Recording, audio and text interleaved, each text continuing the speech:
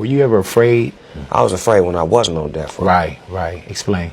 Because it was death threats. It was like where they was coming to get at me. It was like it was animosity. They was bitter. You lose your biggest star, Dr. Dre, and then you lose your second biggest star, Tupac, and then you lose your biggest star that's actually there with you that helped officially create this shit, Snoop Dogg. Were you scared for your life, dog? Definitely. Welcome to the channel. Hit the like button, subscribe to the channel. Let me know if you're a fan of Tupac. Drop the RIP Tupacs down in the comment section. Hit the like button. They got him now. Tupac warned us about Snoop Dogg, he warned us about Diddy, and he warned us about Jay-Z. Everything that revolved around what happened with Tupac, it all goes to show the people who was hating on him since the beginning. Tupac, he was the one who inspired all them and made them start changing their genre of music up. They got down on Tupac and they paid $1 million for Tupac to get sent up. And I want y'all to know Tupac ain't deserve to go out like that. Tupac, he a legend in these streets. And let me know if you're a fan of Tupac down in the comment section. Because Keefy D said that Snoop Dogg was in cahoots with what Diddy had going on with the payment that they gave to Keefy D so that they can do this to Tupac. Now Tupac, he went to Las Vegas for one reason, so he can go to the fight. All he wanted to do is go to the fight and go back to the hotel. But Suge Knight said that by Mike Tyson having that fight, it made it to where everybody who was in tour with them and didn't like them, it made it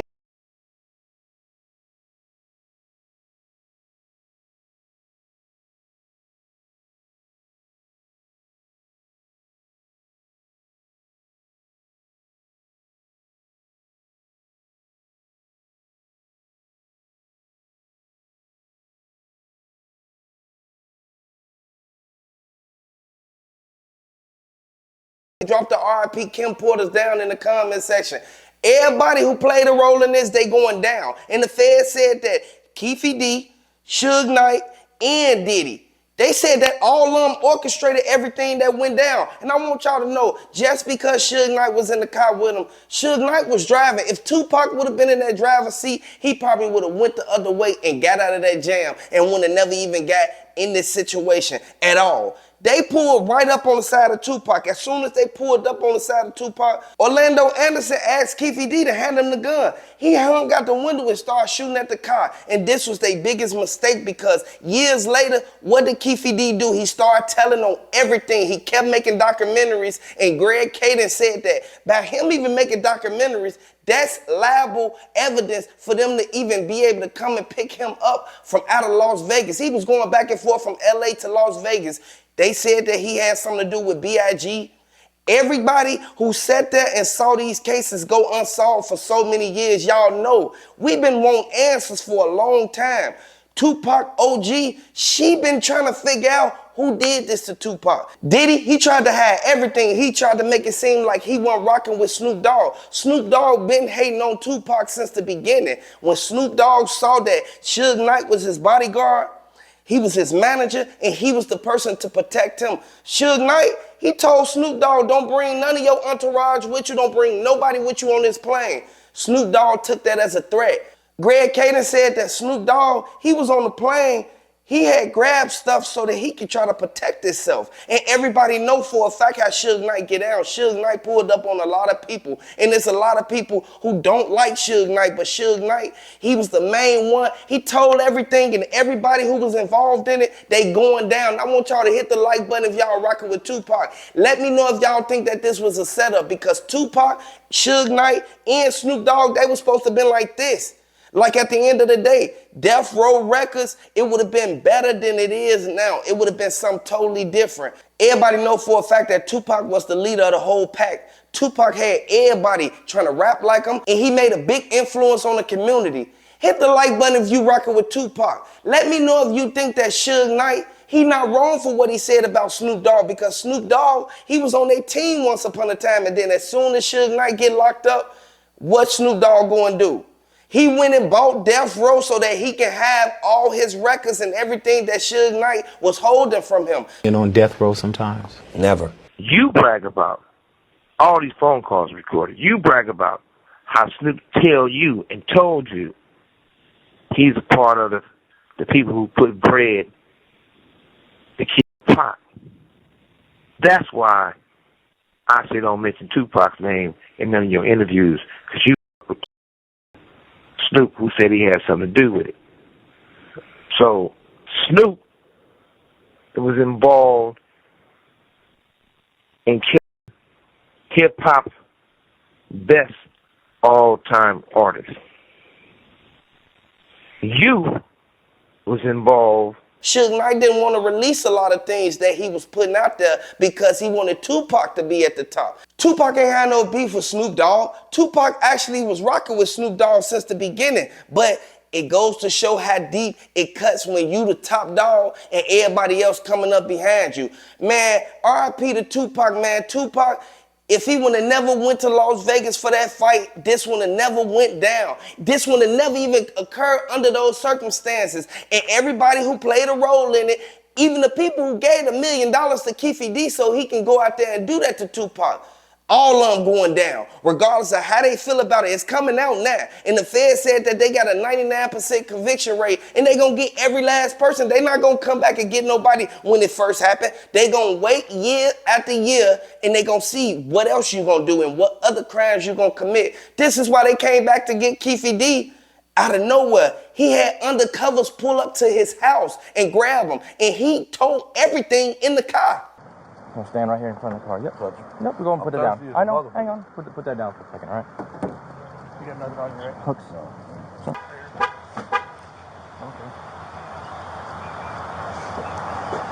Do you have anything on you, sir? No. All I had was a phone and water. Phone and water. Perfect. Lieutenant Page. Yep. Got it. Yep, no problem.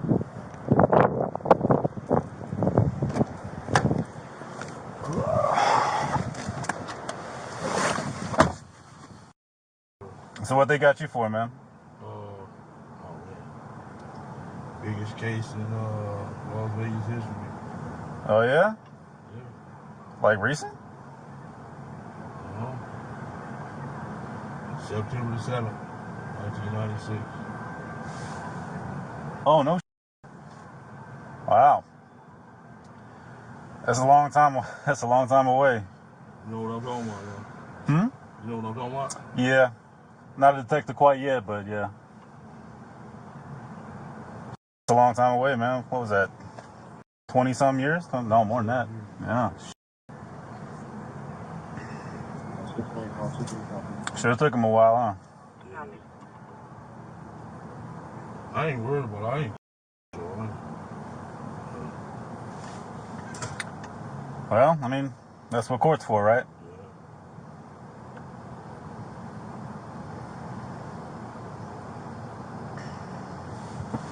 Oh, so they raided your house and stuff, huh? That was like 2 months ago. Yeah. And they, I'm walking around the corner this morning, walking through my walk. Mm-hmm.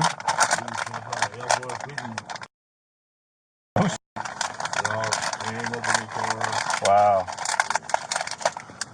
Once he got locked up, he said he was going to do his time, and then when they started trying to throw life at him, they tried to throw the book at him. They wanted him under the jail.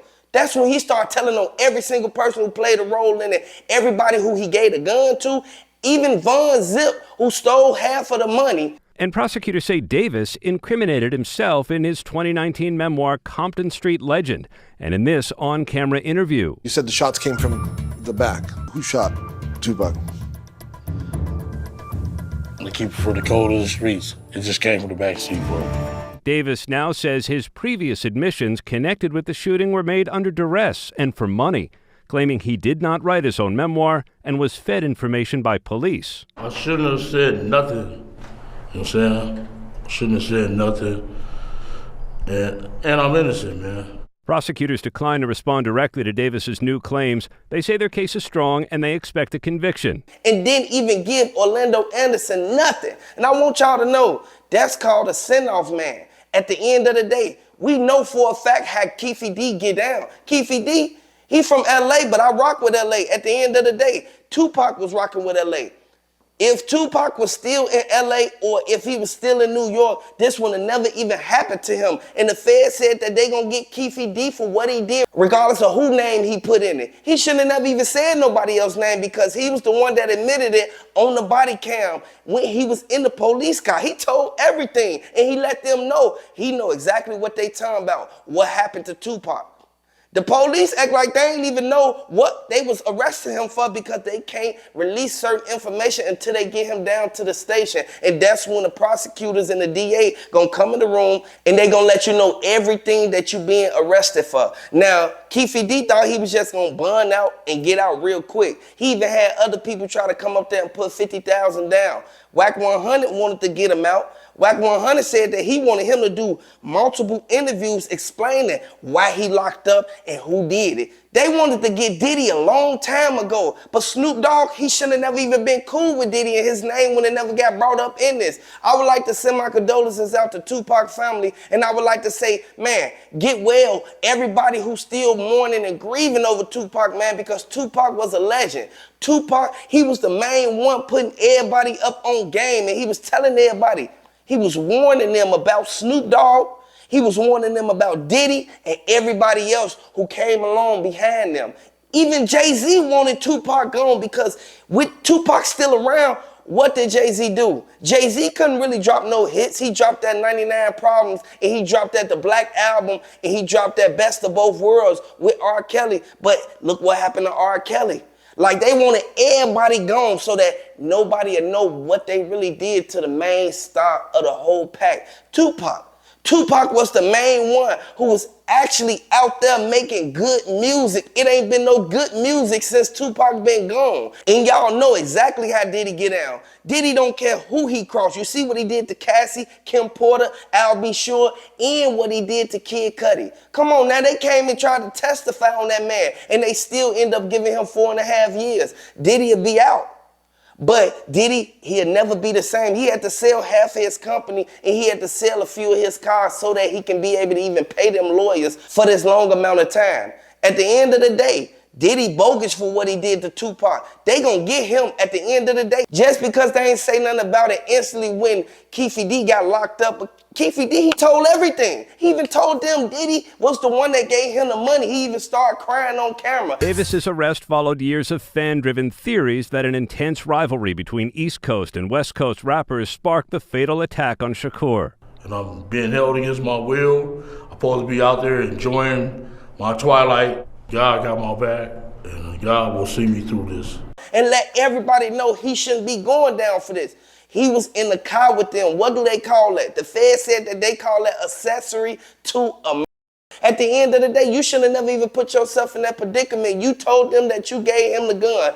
Once you gave him the gun, you should have instantly been thinking about what y'all was finna do, regardless of how much money it was. But it didn't matter at that moment because all he wanted was that money and he wanted to please Diddy. He wanted Diddy to look at him like he was a hitman.